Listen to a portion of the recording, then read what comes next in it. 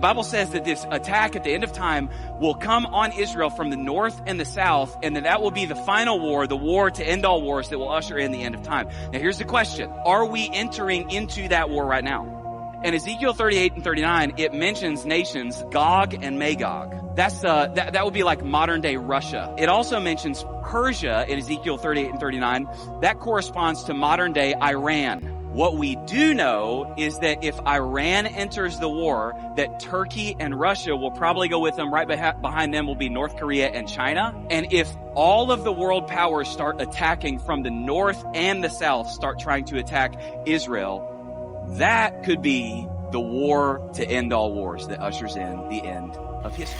The crazy part is this war is righteous. Because if you look at the record of Iran and USA, Iran going to win because Iran didn't start nothing, right? Here's the proof.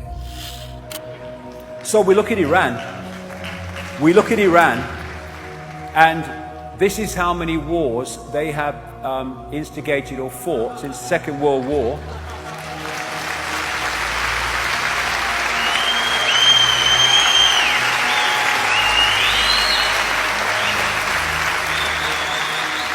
Actually, that's how many they've instigated for about 200 bloody years. This is how many the USA has fought with Britain in tag most of the bloody time since the Second World War. These are American bases around Iran. Who's threatening who? One. The judgment is not on America's side. We did too many shit to receive any blessings. It's over.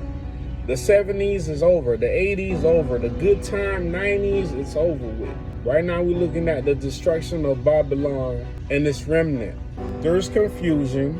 I mean, your friends don't respect you. Israel shows so much disrespect towards the president of my country. No, he never had any respect at all. Netanyahu here is mocking Bill Clinton, and he's mocking the American people for being essentially a bunch of grasshoppers, that he can do whatever he wants with us, including lie our fathers into sending their sons to die in his wars. In this video, he is no longer the prime minister. At a settler's house in the living room, he tells the boy, turn off the video camera. And the boy either fails to turn it off or he deliberately turns it right back on again. It's a bit unclear, but the video keeps rolling and Netanyahu keeps blabbing.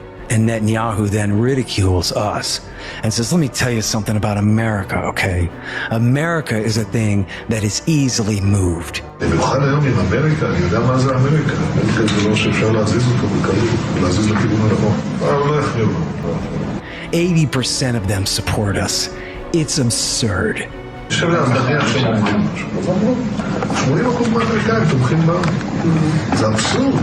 I'm not afraid of Bill Clinton. Let me tell you what I did to Bill Clinton. Bill Clinton said, yada, yada, Area C. I said, no problem, Bill. But then you know what I did? I made it where Area C is this huge military area, 2/3 of the West Bank. Ha, ha, ha. Respect you. I mean, first of all, the whole thing is unorganized, right? When you're not moving under God's law, it's bound to fail. And this is what we see in real time, guys. It's crazy. And then I'm not gonna lie, it's gonna end up bad for Trump. There's only 1 week of missiles left to defend allies in the Middle East. Nukes, invasion, and war with Russia is all on the table. Joe Kent resigned for one simple reason. He knows the Iran war is going poorly, was started purely by Israel lying and manipulating Trump, and he refuses to lie about those facts publicly. I have spoken to several national security sources, and this is the summary of what they have told me. Number one, America is 1 week from exhausting our supply of interceptor missiles, without which we have no effective means of stopping incoming missiles and drones to Israel, Jordan, Qatar, the UAE, and Saudi Arabia. Iran knows this and has intentionally kept back their biggest, most advanced and end up bad for him and also his whole lobby. Evil has to pay its due. I don't get it. It's like you give somebody the script of their own movie. You tell them, here, this is what's gonna happen. If you do this, what's gonna happen, right? If you drink too much, 10, 15 years from now, your liver gonna go bad, right? Losing friends, you losing allies, you losing missiles. Department of Defense has a missiles shortage in the war against Iran, correct? That is not correct. The chairman of the Joint Chiefs, Secretary of Defense, President Trump have all declared that we have the munitions we need to prosecute this action. Okay. I don't think you're telling the truth, because the president held an emergency meeting on March 6th with all the top defense contractors literally talking about the missile shortage and why we have to quadruple missile production. Then we're surprised when we don't have enough munitions. Well, actually, we don't have enough munitions because we didn't have this deal in the first place.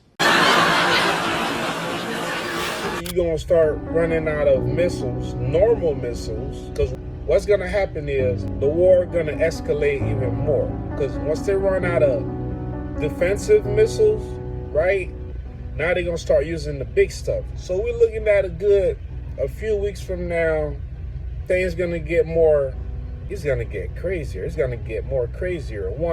A Western-dominated world is over. That's the disruption. This is obvious, but it will take some time to sink in across the West.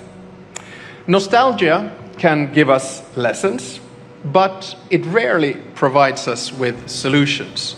So I think that a good starting point to any analysis is to deal with the world as it is, not with a world that we would wish it to be. Price is gonna go up. Food as well, because all these trucks, these boats, they're not bringing products. They're not bringing out goods, right? So you gotta shop for in goods. So the world is in shambles, and it's crazy. I can't believe it. You have the script, just like Rome. It gave you the path. It showed you what happened when you move certain way, yet you still do it. I don't get it. Your allies gonna betray you. They're going to turn against Babylon. So it's a sad story, but we're gonna have to watch it. And folks, we gotta get ready, because it's about to get crazy. Iran gets its wish.